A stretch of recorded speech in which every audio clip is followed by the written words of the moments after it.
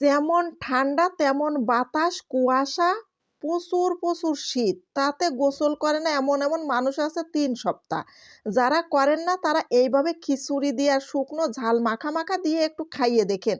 কান মুখ দিয়ে মানে ধোঁয়া বেরোবে, দৌড়ইয়ে চলে যাবেন গোসল করতে। এই হচ্ছে গোসলের নতুন একটা টেকনিক। আসসালামু আলাইকুম, সবাই কেমন আছেন? চলে আসলাম নতুন একটা ভিডিও নিয়ে। একদম ধোঁয়া উড়ে যাচ্ছে। ওয়াও! কি সুন্দর!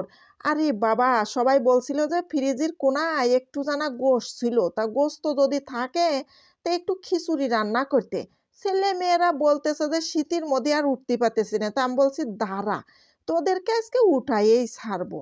তোরা উঠতে চাচ্ছিস না তা খিচুড়ি ভাত রান্না করতে কইছে। আমিও রান্না করছি। এদিকে ডাল, মসুরির ডাল নিয়েছি আর চাউল নিয়েছি ২ পটের মতো। নিয়ে তারপরে ভালো করে কষলিয়ে ধুয়ে নিচ্ছি। আর ওধারে কিন্তু গোশ কষাতে দিয়ে দিছি। ফ্রিজে ছিল ১ টুকরা গোশ, তাই কুচি করে কেটে নিয়েছি।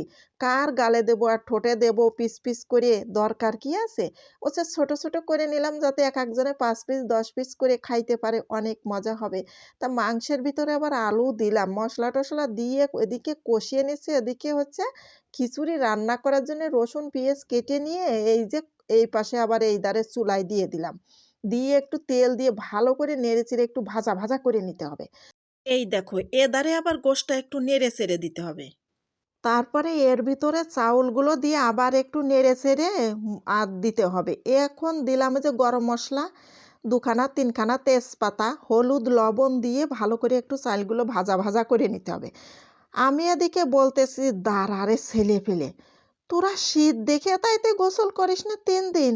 আজকে তোদের গোসল করাইয়েই ছাড়বো। তোদের আজকে কোনো রেহাই নাই। তা কচ্ছে আম্মু ঠিক আছে, তাহলে খিচুড়ি রান্না করো ওই মাংসটুক দিয়ে।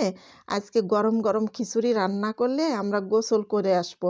আমি বলছি গোসল করার তো টেকনিক আমি আজকে দিয়েই ছাড়বো।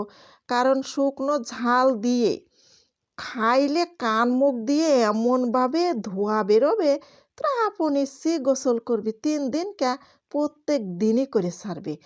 এখন এই যে ভাতটা নাড়িয়ে চাড়িয়ে যেই না একটু বসা ভাব হয়ে গেছে না, সেই গোশটা কষিয়ে রাখছিলাম। তাই এখন দিয়ে আবার একটু নাড়ন-চাড়ন দিয়ে দিতে হবে। এইভাবে দিয়ে গ্যাসটা একটু আস্তে কমিয়ে দিতে হবে। চুলোয় রান্না করলেও একটু কমিয়ে দিয়ে তারপরে আবার একটু ঢাকনা দিয়ে ঢাইকে দিয়ে এই তো ভাত হয়ে গেছে। কি সুন্দর দেখো। ঝরঝরা ভাত করে ফেলাইছি। ওই যে চাউলটা একটু ভেজে নিছিলাম বলে ভাতগুলো একটু ঝরঝরা হয়েছে। আর খাইতে যে কি টেস্টি! দেরি সচ্ছে না, গোসল করে রেডি খাওয়ার জন্যে কিন্তু। বলতেছে যে আজকে গোসল করে আইছি ৩ দিন পরে, এখন খাইতে দাও। আমি তো বুঝি আসলে যত ঠান্ডা পড়ছে, ঠান্ডা পড়লে গোসল না করলে কি ভালো লাগে? শরীরটার মধ্যে যেন কেমনই লাগে নোংরাইতে। তা গোসল করে আইসা দিছি, খা। এবার ঝাল-টাল মাখিয়ে দিয়ে গালের মধ্যে দিচ্ছে আর কচ্ছে, "ও আম্মু রে! কি মজা হইছে রে আম্মু! সেই টেস্টি।" হবে না কেন?